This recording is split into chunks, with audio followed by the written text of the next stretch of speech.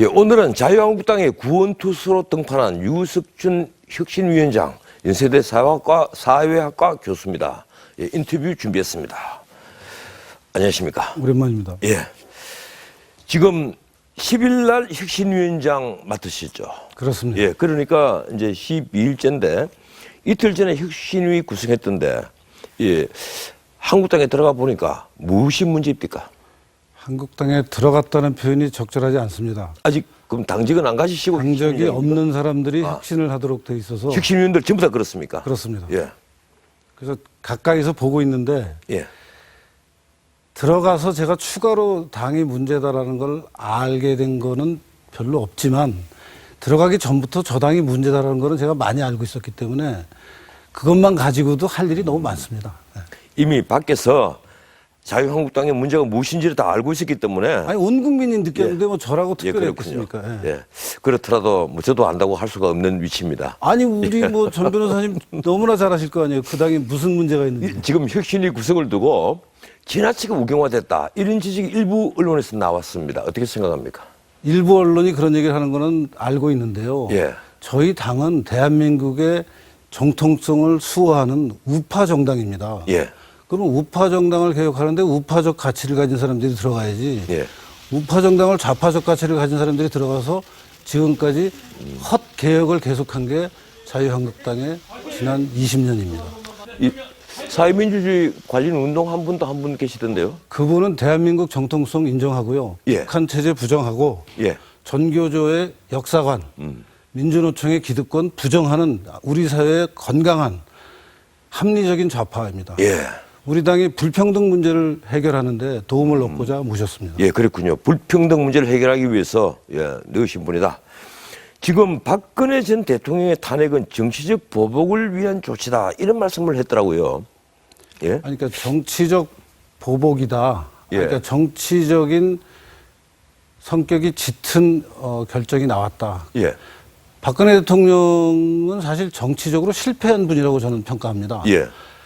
그러니까 정치적으로 실패했다는 얘기는 정치적으로 실패에 대한 그 대가를 치러야 돼서 이제 대통령으로서의 자질을 의심받고 있는 것은 사실이었는데 지나치게 탄핵까지 갔어야 되느냐 하는 부분에서는 저는 좀 지나친 거 아니냐는 생각을 지금도 하고 있고, 많은 분들이 예.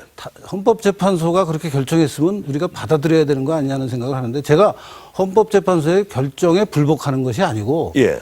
민주사회면은 어떤 판결이든지 또 그 판결에 대해서 우리가 코멘트할 수 있습니다. 예, 그럼요. 평석이 가능합니다. 예. 그러니까 평설하고 예.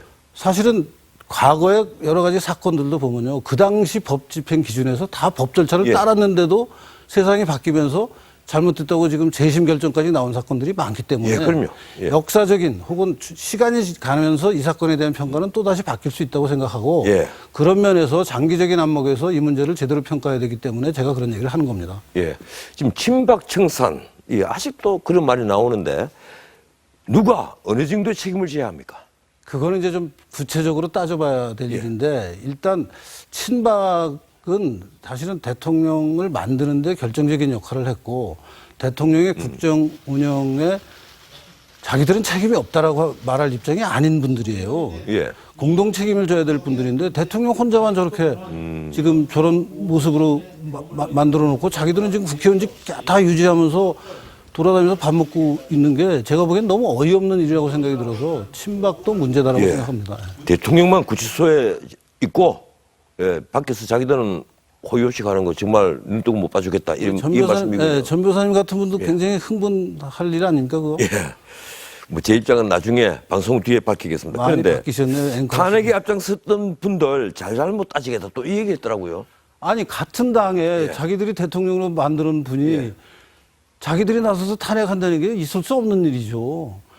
정당이라는 게 뭡니까? 정치적 가치를 공유하는 사람들인데, 그렇죠. 정치적 가치를 공유하다가 어느 날 갑자기 대통령을 탄핵했다고 한순간에 돌아서는 게 보통 사람의 평범한 상식으로 있을 수 없는 일을 한 거예요, 그분들도. 뭐 그분들 한 얘기는 이제 국정농단을 공유하지는 않겠다, 뭐 이런 얘기니까. 아니, 그러니까 농단이 만약에 있었으면은 본인들이 농단이 벌어지는 현장에서 그때그때 뭔가 이걸 잘못을 지적해야 되는데, 그분들 주로 했던 게 뭐냐면 대통령 눈빛이 레이저 눈빛인데 내가 그걸 오늘 피했느니 뭐 안 피했느니 이런 얘기하면서 세월 다 보낸 분들이에요. 좀 뭐 웃기는 얘기는 하긴 했죠.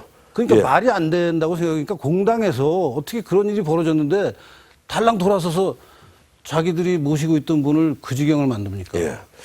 보수 정당의 통합이 필요하다 의견이 주변에 많습니다. 바른정당 통합해야 합니까? 아닙니까? 바른정당은 시간이 가면은 뭐 돌아올 거라고 생각합니다. 왜냐하면은 그분들 지금 이혜원 대표께서 갈짓자 행보를 하고 계신데요. 예.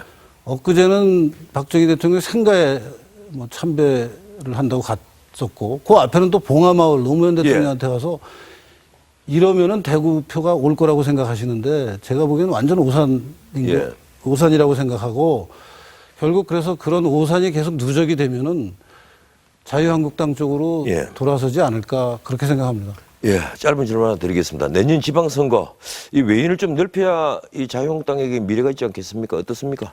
물론이죠. 그때 가면 외연을 넓혀야죠. 지금은 당의 정체성을 확실히 할 때이고 제가 그 요번에 혁신위원 모실 때도 말씀드렸다시피 그 건전한 그 바람직한 좌파 쪽도 우리 당에 같이 협력해서 외연을 넓혀야죠. 알겠습니다. 고맙습니다. 여기까지 듣겠습니다. 예. 고맙습니다.